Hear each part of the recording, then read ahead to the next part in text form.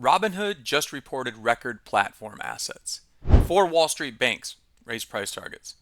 The company announced a 10% workforce reduction, though, and the stock ripped to 110 before pulling back. Most investors see those as separate headlines, but they're not. They're essentially the same story, guys. So today we're going to break down what Wall Street is actually pricing into Robinhood right now, why the market didn't fully trust the rally, and in the final section, I'm going to show you the exact premium selling option setup that I am evaluating after this move. Guys, the software that we are going to be using today is TastyTrade and thinkorswim. I've got the links to the free downloads in the description. So let's start with the numbers here. Because despite the layoff headline grabbing attention, the actual operating metrics were extremely strong for Robinhood. They reported 377 billion in platform assets, 27.7 million funded customers, and 5.6 billion in monthly net deposits. That's a 48% year-over-year growth in platform assets. Those aren't engagement metrics. They aren't app downloads. That's real capital flowing onto the platform, and it's accelerating. Wall Street noticed this immediately. Goldman Sachs, Deutsche Bank, Needham, Cantor Fitzgerald all raised price targets on the same day. And when 4 separate analyst desks move simultaneously, it usually means the underlying data exceeded expectations in a meaningful way. So now if we just quick pull up the chart of Robinhood, we can see that the stock responded exactly how we would expect. Right around here, over here around this $97 is when they announced it. And it boom, right, ran all the way up to 110.73 intraday. But then something important happened, guys. It just stopped. It stopped running. The stock pulled back towards 105 bucks, and that's exactly the most interesting part of the entire move. Because markets, they don't move in straight lines. We know that. Good news gets priced in, and then traders reassess.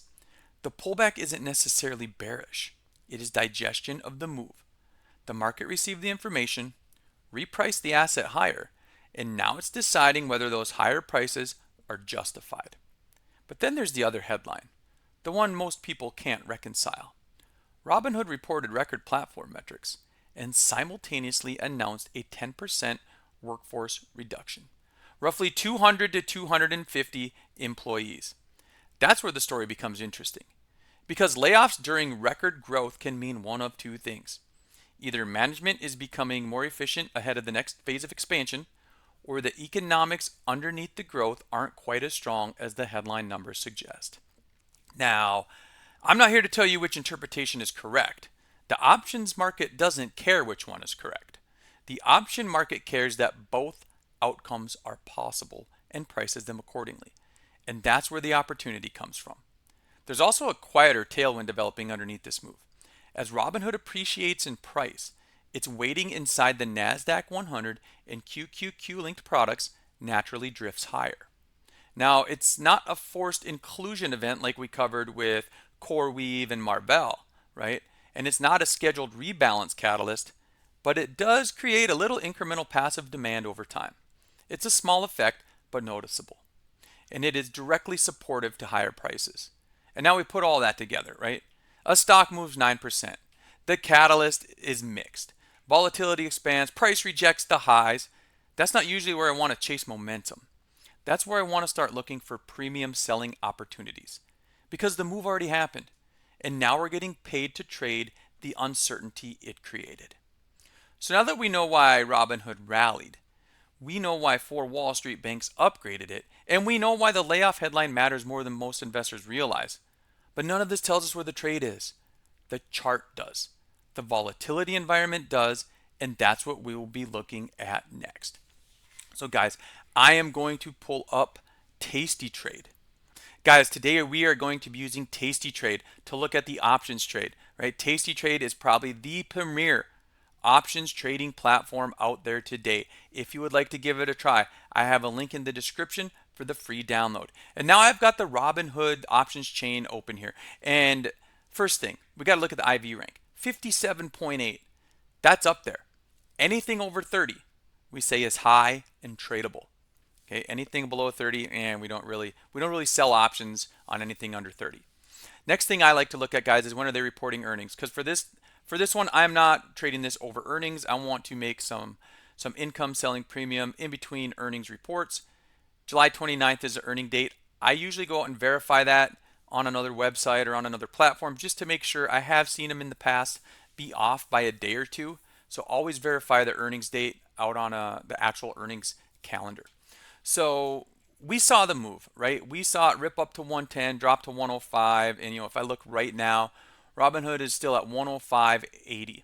So I'm going to look at going out to July, which is 25 days to expiration.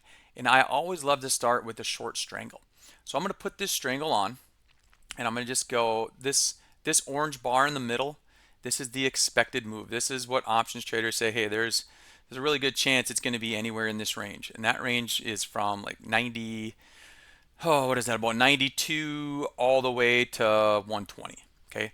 I like to be outside of the expected move. I really like to be at this blue line, which is a 1 standard deviation. So these are priced, the call side, 16 delta. That's usually what we see on the other side of 1 standard deviation. So I'm going to drop on a 130 call strike, and I'm going to go 85, which is a 10 delta. If I want to be delta neutral, I'd have to come to the other side of this, and I might do this, and I'll tell you why, at 90. Now I'm delta neutral. I got a 16 delta on my call, 16 delta on my put. Both of my strikes are outside of the expected move. I'm collecting $3.35 on a $105 stock. I like this. So now what I do next is I go out and I look at the chart and I see if this lines up with some little technical analysis we'll do. So 130 and 90. So now we pull up thinkorswim. I'm going to remove all these other drawing sets here. So remove old drawings. Oops, remove drawings. Clear drawing set.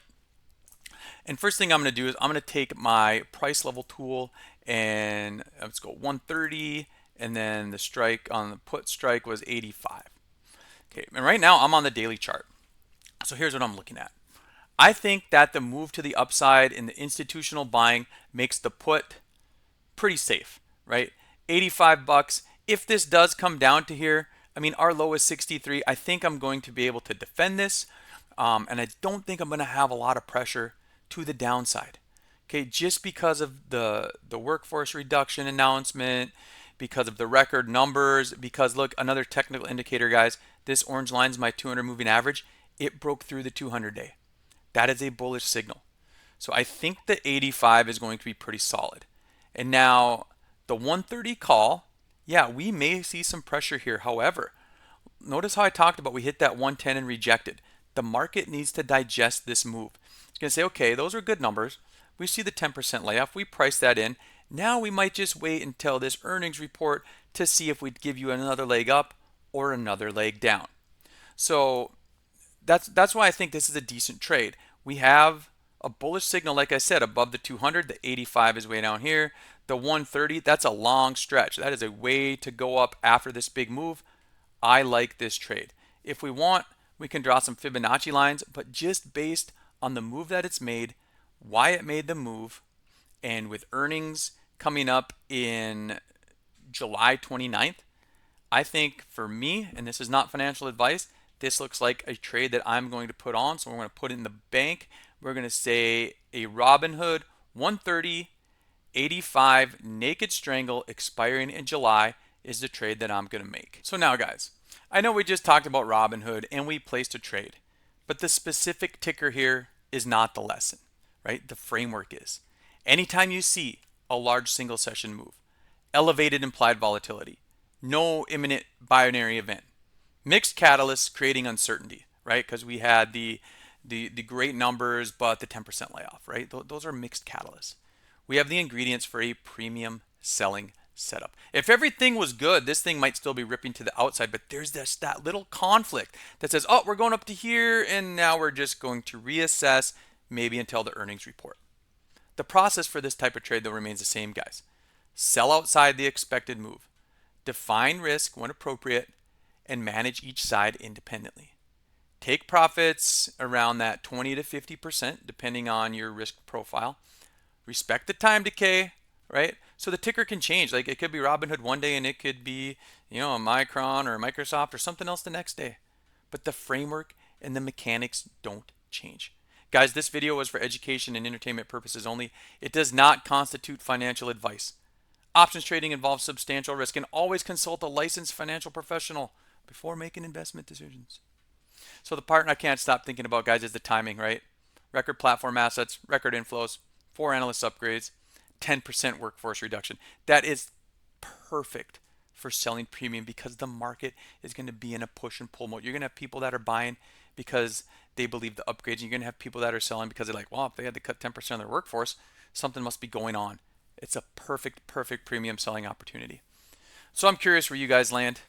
Does the layoff make you more bullish on their future, or does it raise questions about what's happening underneath the headline growth? Let me know down in the comments. I hope you enjoyed this one. My name is Luke, and this is the Option Bomb. I'll see you in the next one.